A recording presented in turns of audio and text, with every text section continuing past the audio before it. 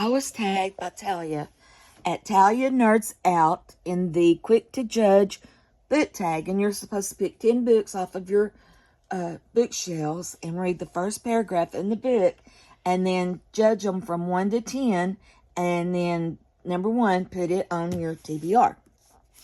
So the first one is Mad Mary Lamb, Lunacy and Murder in a Literary London.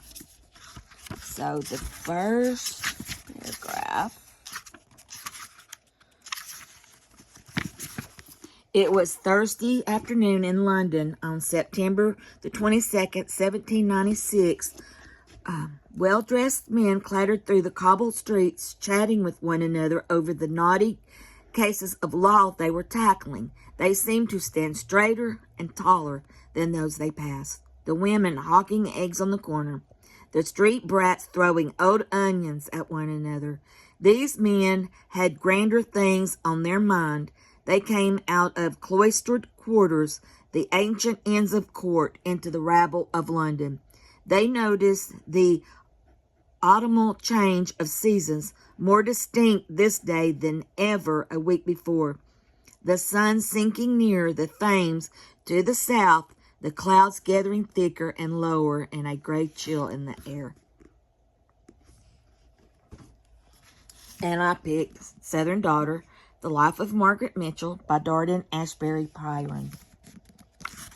And I've always been interested in reading about her ever since I read Gone with the Wind. And I've heard a lot of things about her, so I'll see if they're true.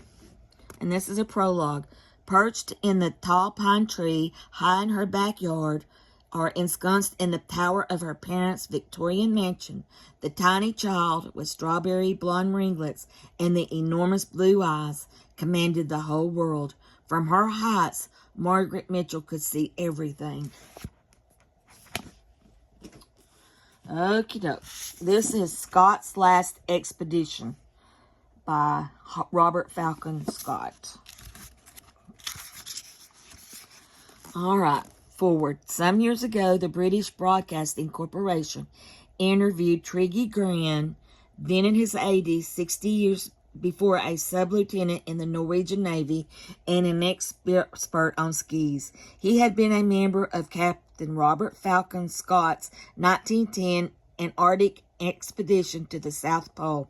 Speaking in a heavily accented and quavering voice and against a background of what seemed to be a howling wind, he recounted his memories of that day in 1912, when the Polar Search Party stumbled upon the tent in which lay the bodies of Scott and his 2 companions, Edward Uncle Bill Wilson and Henry Bertie Bowers. The 3 men had frozen to death on their return journey from the South Pole, holed up 11 miles from the food and fuel deposited at One Ton camp, prevented from reaching safely by the ferocity of an Arctic blizzard. Next is Daughters of the Winter Queen by Nancy Goldstone.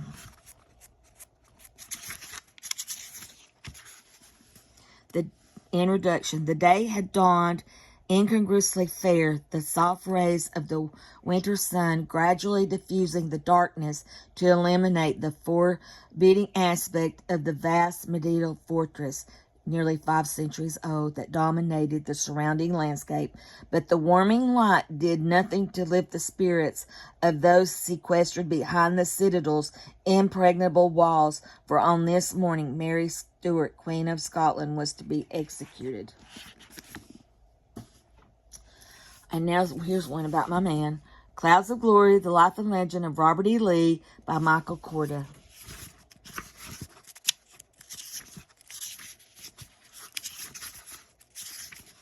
Preface.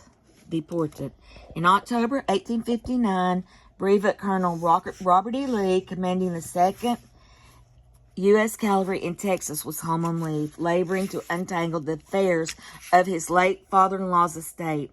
Despite a brilliant military career, many thought him the most capable officer in the U.S. Army. He was a disappointed man. Nobody understood better than Lee how slowly promotion came in this tiny army, or knew more exactly how many officers were ahead of him in the all-important rank of seniority, and stood between him and the seemingly unreachable step of being made a permanent full colonel. He did not suppose, given his age, which was 52, that he would ever wear a brigadier general single star. Still less that fame and military glory awaited him, and although he was not the complaining type, he often expressed regret that he had chosen the army as a career. An engineer of considerable ability, he was credited with making the mighty Mississippi navigable. He, among other great benefits, turned the sleepy town of St. Louis into a thriving river port. He could have made his fortune had he resigned from the army to become a civil engineer. Instead, he commanded a cavalry regiment hunting renegade Indians in a dusty corner of the Texas frontier, and not very successfully at that, and was now home in his wife's mansion across the Potomac from Washington, methodically uncovering the debts and the problems of her father's estate, which seemed likely to plunge the Lees even further into land-poor misery. Indeed, the shamefully run-down state of the Arlington mansion, the discontent of the slaves he and his wife had inherited, and the long neglect of his father-in-law's plantations made it seem only too likely that Lee might have to resign his commission and spend his life as an impoverished country gentleman, trying to put things right for the sake of his wife and children. Okay, next is Stephen B. Oates, A Woman of Valor, Clara Barton and the Civil War, by Stephen B. Oates. Let's see. Forward. In this portrait of Clara Barton in the Civil War, I have referred to her as Clara because that is how she was known to her family and friends. Calling her Barton makes her seem cold and distant when she was anything but that. In the company of people she liked, she exuded a special warmth and had a relaxed informality about her. She was Clara, and this is the story of her Civil War, the war in the battlefield hospitals, now a bullet-ridden farmhouse, now a crumbling mansion, now a wind-blown tent, where she served as nurse, relief worker, surrogate mother, or sister, wife, or sweetheart to her dear boys, who lay sick, wounded, and dying by her side. The Civil War was the defining event in Clara's life, shaping who she was and what she became. It gave her the opportunity as a woman to reach out and seize control of her destiny. Wow. Then, the next one is The Lost King of France, A True Story of Revolution, Revenge, and DNA by Deborah Cadbury. And I recently read Marie-Therese, which was his sister, and so I wanted to read more about him. He was Louis the 17th, and this is what it says. The Heart of Stone, April the 19th, 2000, the New York Times reported that genetics offers denouement to mystery of Princess Death. The question has intrigued historians for 200 years. Was the diseased, riddled little boy who died in 1795 after years alone in a prison cell really the son of Louis XVI and Marie Antoinette? Or had royalists managed at the height of the French Revolution to spirit the young heir from harm after his parents were sent to the guillotine? Through the years, more than 500 books have been written about the young Dauphin, and many theories emerged about his possible escape and presumed exile. This little boy suffered so much during the Revolution, and I wish he had escaped, but we know he did not. The next book is Clementine by Sonia Purnell, and I recently watched Gary Oldman play Churchill in the movie The Darkest Hour, and Clementine was so good in this movie. Clementine gave it back to him as good as he gave her, and he didn't get nothing up on her. So I wanted to read more about her, and this is an introduction. Late in the evening of Monday, June the 5th, 1944, Clementine Churchill walked past the Royal Marine Guards into the Downing Street map room wearing an elegant silk housecoat over her nightdress. Still fully made up, she looked immaculate and as always serene. Around her, the atmosphere was palpably tense, even frayed. She glanced at the team of grave-faced plotters busily tracking troops, trucks, and ships on their charts. Then she cast her eyes over the long central table, whose phones never stopped ringing, to the far corner where, as expected, she spotted her husband. So, shoulders hunched, face cast in agonized brooding, she went to him as she knew she must, for no one else, no aide, no general, no friend, however loyal, could help him now. That sounds so good. Next, I picked Florence Nightingale, The Making of an Icon by Mark Bostrich. Isn't that pretty? Look at the end papers. Let's see.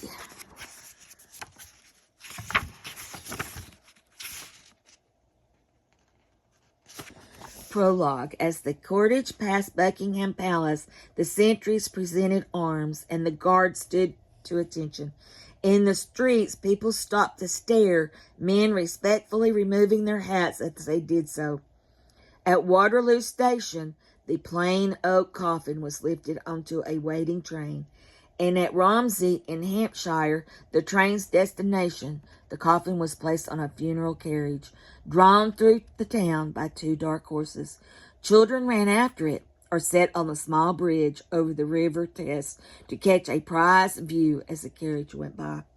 9-year-old Eva Sedgefield of Station Road, the daughter of a nurse, remembered all her life the disappointment she had felt at being deemed too young to follow the procession, unlike her 4 older sisters. And I don't know anything that much about Florence Nightingale, but I really want to read that. And then last, 5 Days at Memorial. And I've seen a lot of people talk about this book on BookTube. So let's see. It's about Katrina, Hurricane Katrina. At last, through the broken windows, the pulse of helicopters, rotors, and airboat propellers set the summer morning air throbbing with the promise of rescue. Floodwaters unleashed by Hurricane Katrina had marooned hundreds of people at the hospital, where they had now spent 4 days. Doctors and nurses milled in the foul-smelling second-floor lobby. Since the storm, they had barely slept, surviving on catnaps, bottled water, and rumors. Before them lay a dozen or so, mostly elderly patients, on soiled, sweat-soaked stretchers. And it's by 5 Days at Memorial by Sherry Fink, and it's about the decisions they had to make during that awful, awful time. So anyway, let's see. Number 10.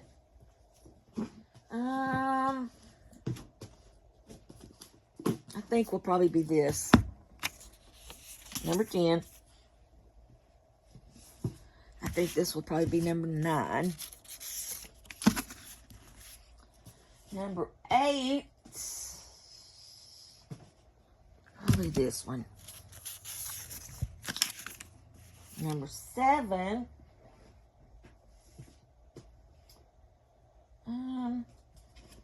Probably that one. Number 6.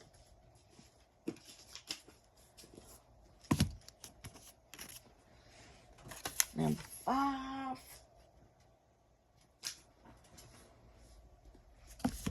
Clementine. Number 4.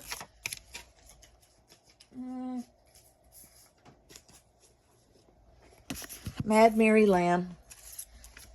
Number 3.